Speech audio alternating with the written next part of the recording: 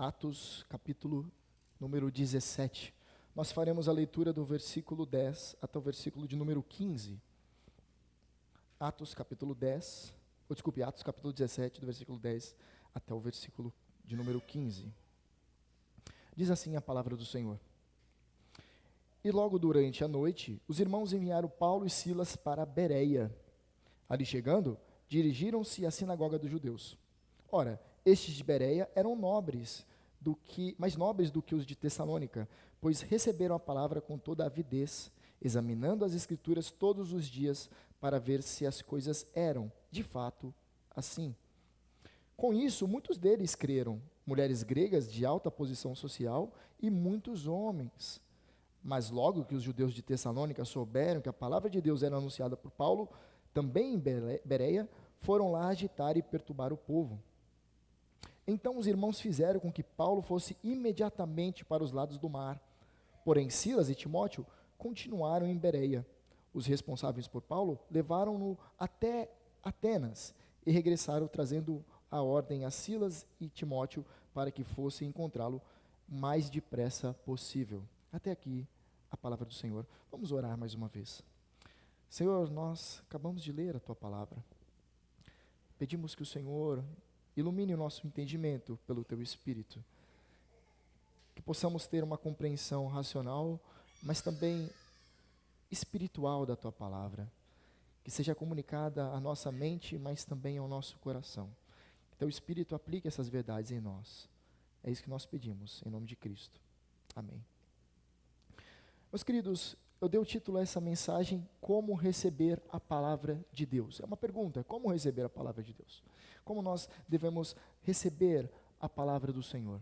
E o entendimento reformado, quando nós falamos sobre Palavra do Senhor, pode ser compreendido de várias coisas, várias formas, várias maneiras. Primeiro, a palavra escrita. A palavra escrita é a Bíblia. Nós temos a Escritura, mas também tem a palavra encarnada, que é o Cristo. Quando nós falamos sobre palavra, o verbo que se fez carne, a palavra que se fez carne, nós estamos falando de Jesus.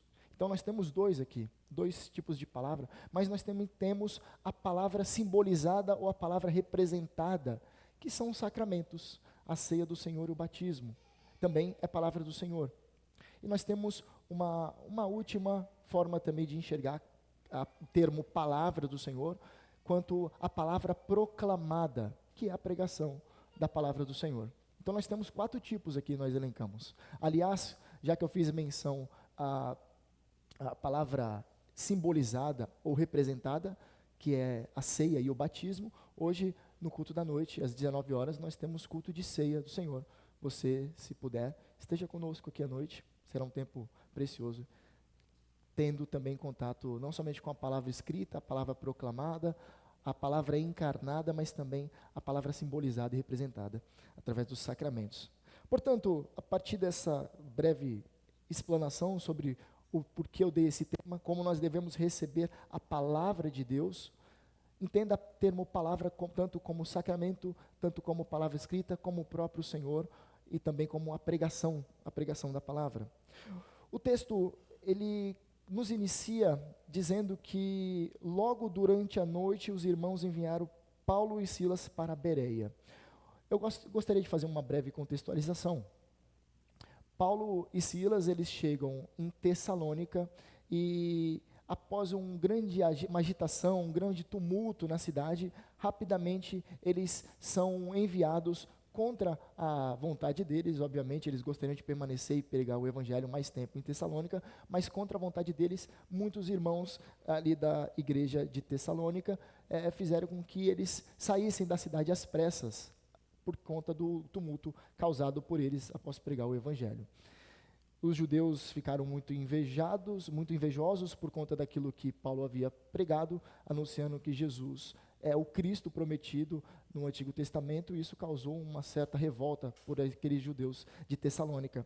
E o texto ele continua aqui no versículo de número 10, dizendo que logo durante a noite os irmãos enviaram Paulo e Silas para Bereia, que era uma cidade que ficava, de certa forma, próxima, ficava a 80 quilômetros de distância de Tessalônica. Então, uma distância considerável. Alguns comentaristas dizem que foi necessário 2 dias e 1 noite a pé eles fugiram pela noite, então muito possivelmente não tiveram cavalos para levá-los até Bereia. Então eles foram a pé. Imagine que eles haviam sido açoitados há pouco tempo na cidade de Filipos. Eles passam por Tessalônica cansados e agora eles têm que continuar seguindo viagem, agora correndo. E aqui nós já podemos extrair uma lição acerca de perseguição, irmãos. Fugir da perseguição também é algo que é recomendado nas Escrituras. Nós devemos ser inteligentes quanto a isso. Quando nós vivemos em um regime ditatorial, onde você não pode professar sua fé e o cristianismo é perseguido, você, como uma forma de manter-se vivo, você tem que fugir. Nem sempre você precisa ser um mártir, você pode fugir. Você se recorda daquela recomendação que Paulo escreve aos homens, falando, se for necessário, se for possível, permaneça solteiro. Você se recorda? E algumas pessoas ali durante a Idade Média pensaram que aquilo ali era para que todos aqueles que estivessem envolvidos com o ministério fossem celibatários. Mas o texto não fala isso. Nós estamos falando de um contexto de perseguição. Quando Paulo escreve isso, está falando, bom, diante de um contexto de perseguição, é melhor que você continue solteiro. Melhor que formar família e toda a sua família ser oprimida por ele, o regime. Então ele dá essa recomendação. Ele diz, não, Senhor, eu digo essa aí. Faça dessa forma. É uma maneira mais eficaz e mais sábia de não fazer com que todos sejam punidos, mas haja uma separação assim da família antes de ser formada. Então, eles seguiram durante a noite e foram enviados para Bereia, que ficava a cerca de 80 quilômetros dali. Ali chegados, dirigiram-se à sinagoga dos judeus. Era uma estratégia familiar, nós já ouvimos isso. Paulo sempre, quando chegava em uma cidade e ele percebia que havia uma sinagoga, a primeira coisa que ele fazia era ir até a sinagoga para pregar aos judeus, para cumprir a palavra, primeiro aos judeus, depois aos gentios. E o texto continua no versículo de número 11, dizendo assim, ora, estes de Bereia eram mais nobres que os de Tessalônica. Olha o que Lucas está fazendo aqui. Lucas está fazendo uma comparação. Está mostrando os crentes de Bereia e os crentes de Tessalônica, e fazendo uma breve comparação entre eles, e dizendo que os de Bereia eram mais nobres. Essa palavra mais nobres aqui tem a ideia de mentes mais nobres, mais receptivos, mais interessados. Quando nós lemos que eles eram mais nobres, tem essa característica, eles são mais abertos à palavra de Deus do que o povo de Tessalônica. E por quê? Pois eles receberam a palavra com toda avidez, um termo que nós podemos entender como um vivo interesse. Eles tinham grande avidez, eles tinham um interesse grande, um entusiasmo ansioso, eles eram desejosos, apaixonados, zelosos pela palavra do Senhor. Então eles recebem a palavra de Deus com toda a avidez, com todo o interesse, todo o entusiasmo. E continua, examinando as Escrituras todos os dias. O termo aqui, examinar, é o mesmo de julgar, é o mesmo de questionar. Então, quando diz que eles examinavam, era uma espécie de uma comparação. Eles ouviam o que Paulo estava dizendo e eles comparavam com a Escritura. Naquela época, a Escritura era o Antigo Testamento. Então, eles observavam para ver se, de fato, aquilo que eles estavam ouvindo tinha certa coerência com aquilo que estava escrito. E, por causa disso, eles são chamados de nobres, eles são elogiados. E eles faziam isso todos os dias. Todos os dias eles tinham esse costume. Demonstra uma certa constância. Todos os dias eles estavam diante da Escritura para ver que aquilo que Paulo estava dizendo estava coerente com o texto. No versículo 12, diz assim, com isso, muitos deles creram, muitos deles abraçaram o Evangelho, muitos deles confiaram em Jesus, muitos deles se entregaram ao Evangelho da salvação. Mas também diz que mulheres gregas de alta posição social e muitos homens também. Muito possivelmente, assim como em Tessalônica, tinham muitas mulheres com muitas posses, algumas empreendedoras, como nós vimos na cidade de Filipos. Lídia, vocês se recordam? Lídia era uma mulher que tinha posses, era uma mulher rica, uma empresária da época. Nós aqui também vemos mulheres gregas de alta posição social, que tinham recursos, muitos recursos. Então, quando nós vemos que, quando o Evangelho chega na região da Europa, praticamente o ministério de Paulo é sustentado por muitas mulheres. Nós vemos isso. O versículo continua no 13, dizendo assim, o texto continua no versículo 13, dizendo: mas logo que os judeus de Tessalônica souberam que a palavra de Deus era anunciada por Paulo também em Bereia, foram lá agitar e perturbar o povo. Perceba, meus irmãos, semelhantemente a outras ocasiões no livro de Atos, nós vemos que alguns povos não contentes em perseguir os proclamadores do evangelho, os missionários, na região deles, eles são também incentivados, eles são acalorados para ir causar tumulto em outras cidades contra aqueles que estão pregando as boas novas. Perceba que eles souberam que a palavra de Deus era anunciada. Paulo não coloca que era uma filosofia, não era uma autoajuda, um desenvolvimento pessoal, um discurso motivacional. Não, era a legítima palavra de Deus, assim como Lucas registra. Era a palavra de Deus que era anunciada por Paulo também na cidade de Bereia. Então, esses judeus de Tessalônica, eles vão lá para causar certo tumulto, levantar os ânimos daquela cidade. O texto continua dizendo: então os irmãos fizeram com que Paulo imediatamente fosse para os lados do mar, porém Silas e Timóteo continuaram em Bereia. Então, novamente, Paulo é forçado a deixar uma outra cidade. Ele queria continuar pregando o evangelho em Bereia, mas rapidamente ele é deslocado para uma outra região. Os irmãos, então, eles, de certa forma, convencem Paulo a ele ir para os lados do mar, a tomar um barco e ir para uma outra região. Mas Silas e Timóteo, eles continuam em Bereia. Talvez Paulo, por ser a figura de mais destaque, causava certa necessidade que ele saísse de cena, para que assim outros que não tivessem tanto destaques, como Silas e o jovem Timóteo, pudessem ali pregar o evangelho de forma que as autoridades não ficassem tão revoltas. Paulo era o principal nome, era o apóstolo aqui em destaque. E o texto continua dizendo assim: os responsáveis por Paulo levaram-no até Atenas, uma cidade grega.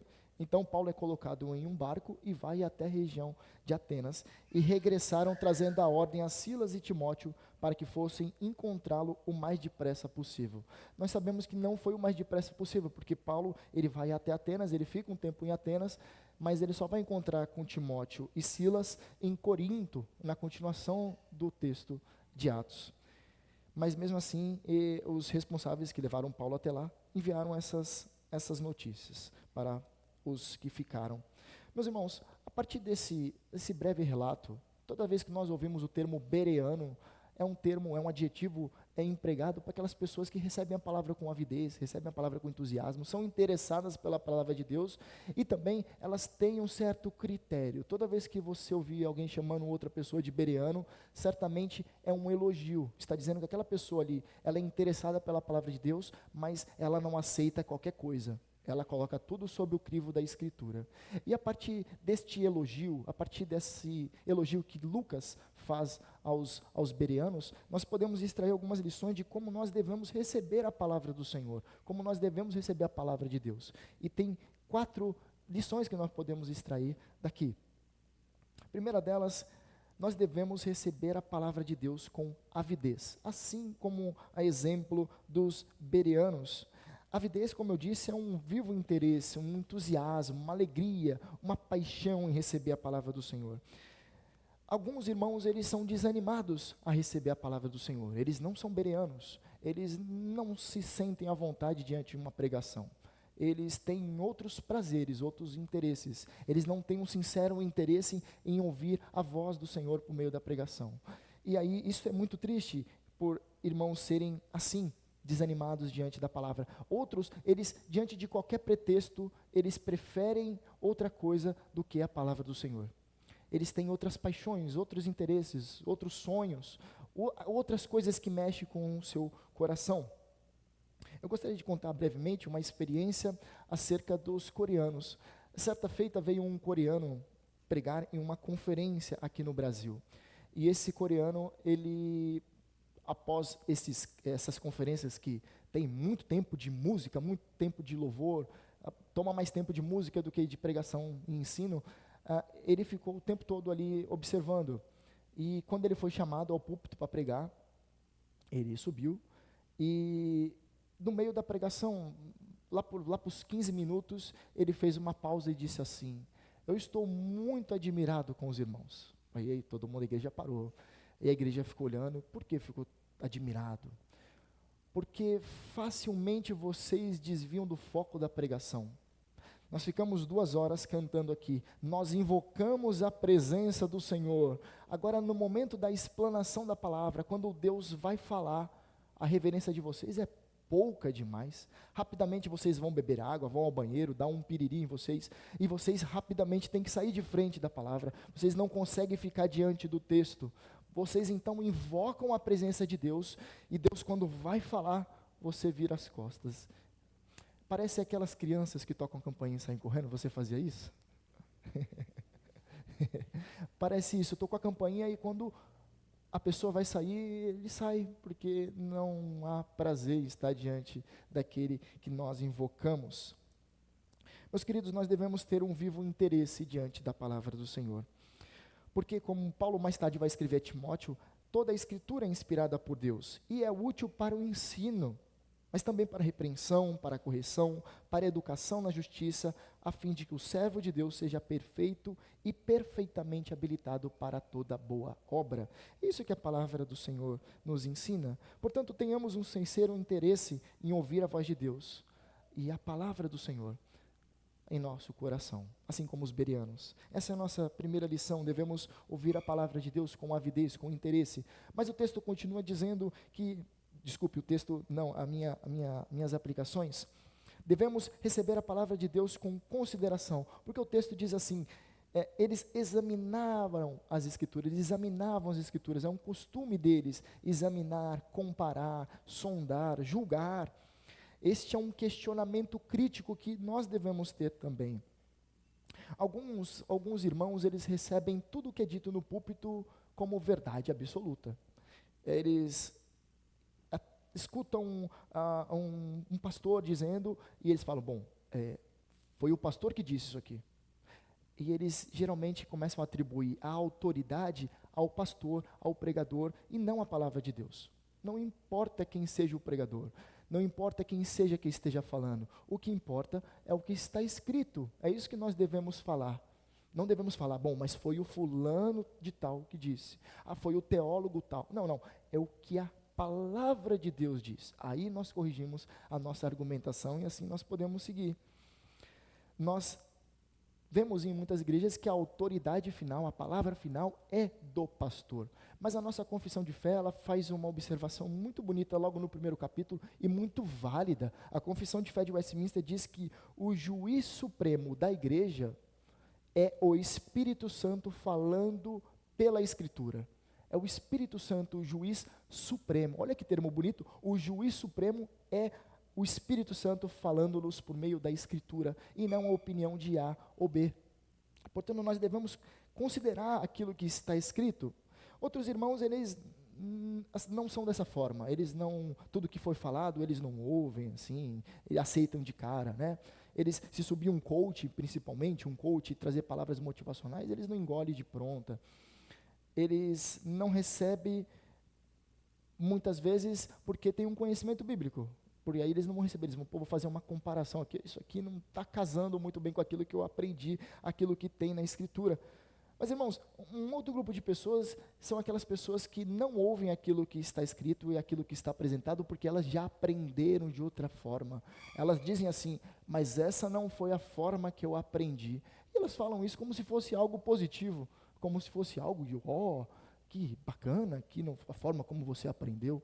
Né? Mas elas não dizem isso, não é a forma como está escrito, porque elas não têm conhecimento. Elas acabaram navegando durante um tempo em uma tradição, ou muitas vezes em um modismo envolvendo a igreja, e assim elas respondem quando diante de uma posição contrária. Elas dizem, bom, isso aqui não foi a forma que eu aprendi, eu não concordo dessa forma, porque eu penso diferente, eu aprendi de outra forma. Isso aqui é um outro grupo de pessoas que não entenderam que você tem que olhar para a Escritura diante de qualquer ensino. Já outros irmãos, considerando o que a Escritura diz, compara com aquilo que o pregador acabou de falar, pois o que importa é o que a palavra ensina. Eles consideram as Escrituras como assim fizeram os bereanos. Eles consideram o que de fato está no texto, e assim eles conseguem extrair do melhor daquilo que está sendo pregado.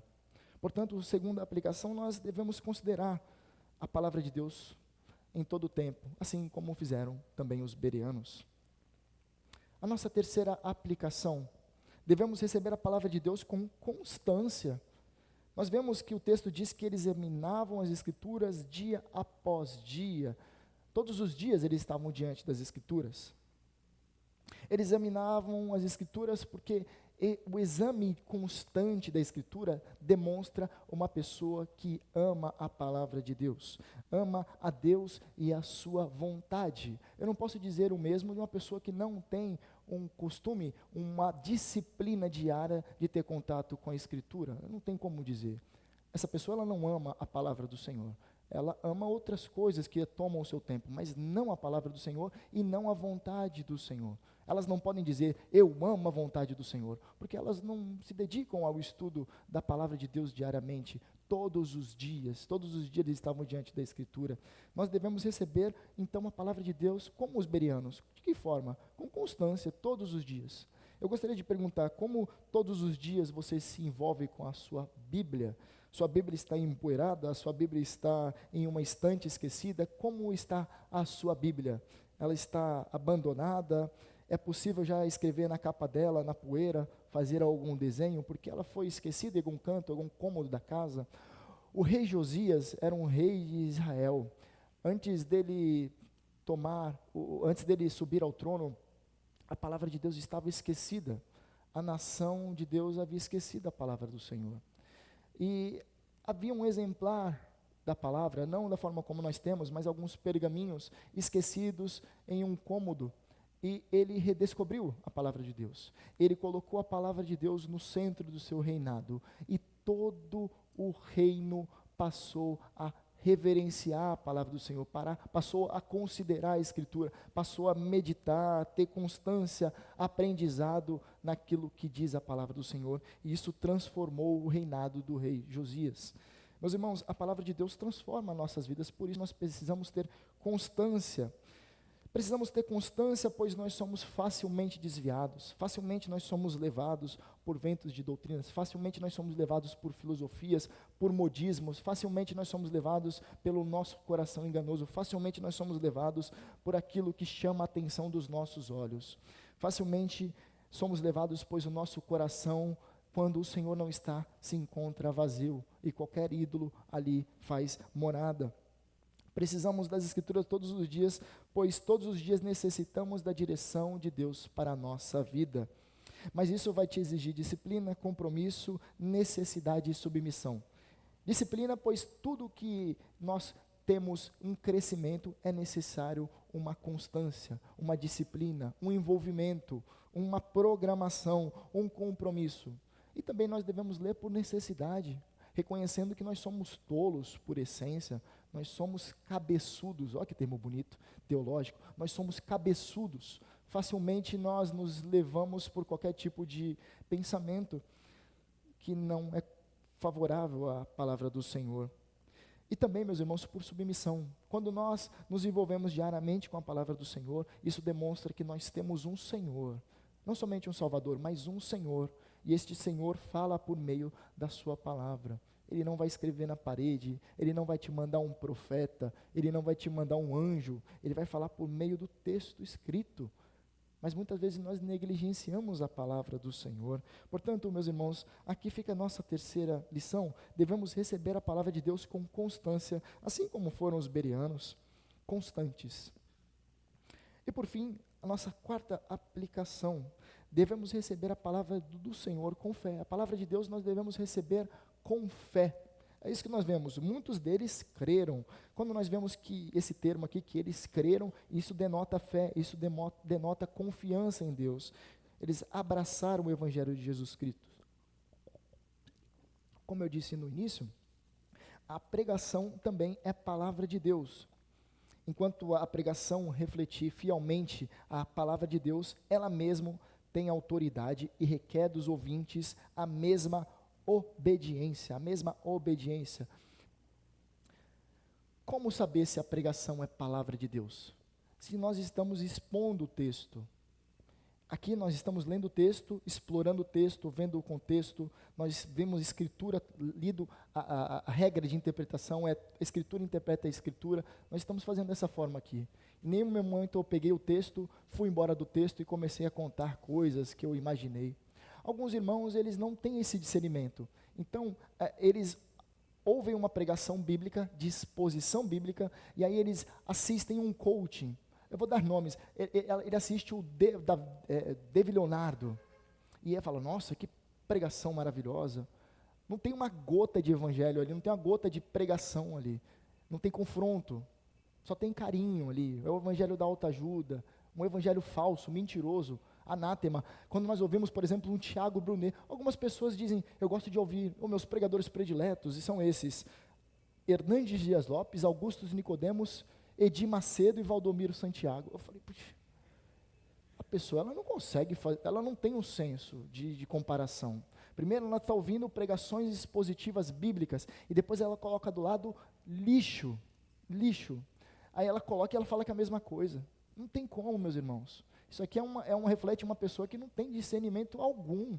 Algumas pessoas ouvem um discurso bonito e nos Instagrams da vida, o que mais temos hoje, pregadores falando coisas maravilhosas, poéticas, bonitas, mas quando nós comparamos com a Escritura, não tem constância, não se sustenta diante da Escritura, é areia, passa, é palha, é muito fraco, é muito raso, não é Escritura, não é palavra de Deus. E isso, nós devemos ter essa consciência, nós devemos receber a palavra de Deus com fé, quando ela está de acordo com a Escritura, de acordo com aquilo que está escrito, aí sim é a palavra de Deus.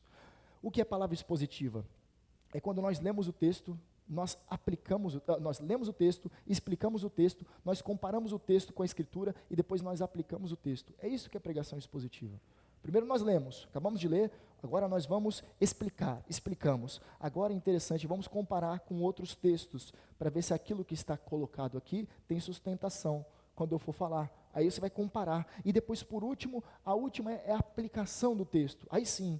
Agora, quando a pessoa lê o texto, vai embora do texto, nunca mais volta para o texto, não é pregação, é pretexto.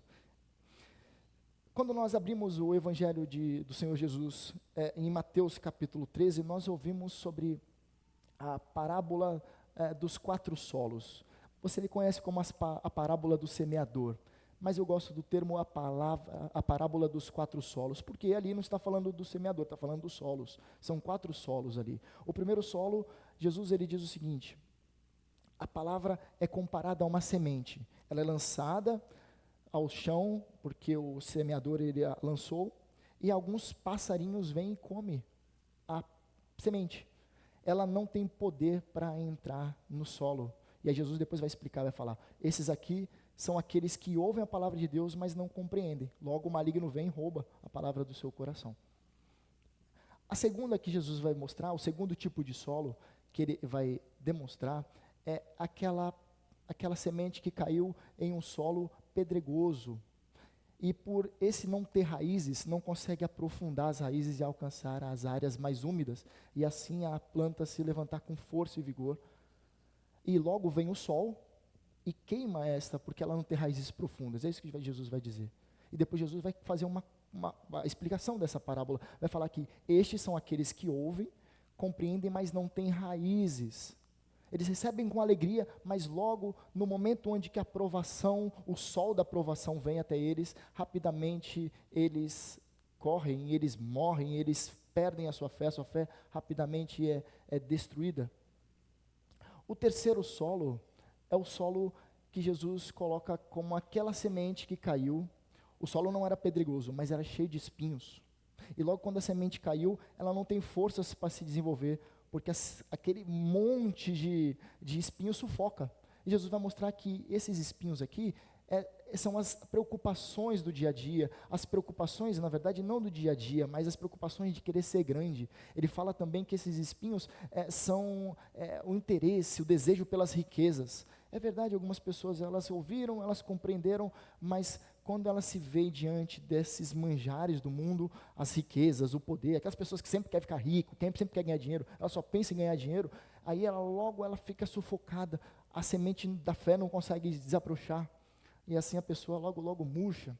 É o seu terceiro tipo de solo, E o quarto tipo de solo, Jesus vai dizer que é aquela terra boa, onde a semente caiu, ela se desenvolveu, ela deu muitos frutos. Ele fala de 30, 60, até 100 por um. Isso quer dizer que deu muito fruto. Mas alguns dão 30, outros dão 60, outros dão 100. Uns frutificam muito, outros frutificam menos. E o Senhor que dá o crescimento. Eu estou dizendo isso, meus irmãos, porque muitas pessoas, elas ouvem pregações atrás de pregações, mas o coração delas não recebe com fé. Eu gostaria de fazer 2 perguntas para você. Quanto das últimas mensagens você recebeu com fé e tem até hoje em seu coração? Das últimas pregações aqui, quanto as mensagens que lhe têm feito crescer em santidade, em serviço, em evangelização, em conhecimento? Quanto das últimas mensagens pregadas nesse lugar tem te feito moldar de acordo com a palavra de Deus, tem feito você ser transformado pela palavra de Deus? Nós devemos receber a palavra de Deus com fé, crendo que ela é a voz de Deus. E que privilégio, né, irmãos, podemos ouvir a voz do Senhor aqui. É um grande privilégio, recebermos com fé a palavra do Senhor. Em muitas igrejas, nossos irmãos, eles sofrem por não receberem a palavra de Deus em sua inteireza. Eles ouvem discursos motivacionais, eles ouvem estratégias de crescimento de igreja, eles ouvem de tudo, menos a pregação do Evangelho. E nós temos aqui uma igreja, graças a Deus, saudável, onde que o texto, a palavra de Deus está no centro da igreja, e nós podemos olhar para o texto, meditar no texto, e extrairmos lições do texto. Por fim, meus queridos, como nós devemos então receber a palavra de Deus? O puritano Thomas Watson, ele diz uma frase pesadíssima. Ele diz assim: o diabo não se importa quantas pílulas de sermão tomamos, desde que elas não tenham efeito sobre a nossa consciência. O diabo ele não se importa que nós ouvimos sermões, nós tenhamos contato com sermões, que os sermões eles sejam expositivos, sejam eruditos, comuniquem racionalmente a inteireza do texto. Ele não se importa. Ele se importa quando o texto não causa nenhum tipo de mudança em nossa consciência. Isso é a desgraça da igreja, quando a igreja ouve a palavra de Deus e não a ouve. O seu coração está cheio de espinhos, o seu coração está cheio de pedras, o seu coração é superficial, recebe com alegria, mas é só com emocionalismo, não recebe racionalmente, não recebe de verdade, com fé e certeza. Meus queridos, que o Senhor nos corrija diante do nosso erro, ou nos conserve diante da nossa avidez em receber a palavra de Deus, diante da nossa consideração que nós temos pela palavra de Deus, diante da nossa constância também e diante da nossa fé. Como então respondemos essa pergunta? Como devemos responder a palavra de Deus? Primeiro com avidez, depois com consideração, constância e com fé. Assim nós recebemos a palavra do Senhor. Vamos orar e agradecer ao Senhor pela sua palavra.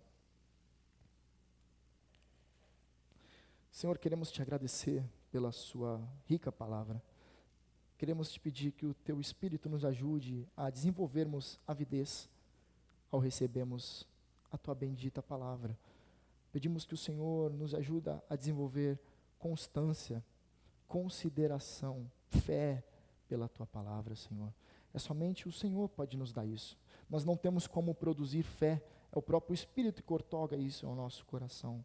Por isso nós rogamos, Senhor, dá-nos fé, ajuda-nos a crescer, desenvolver, frutificar para a tua glória. É isso que nós pedimos, em nome de Cristo. Amém.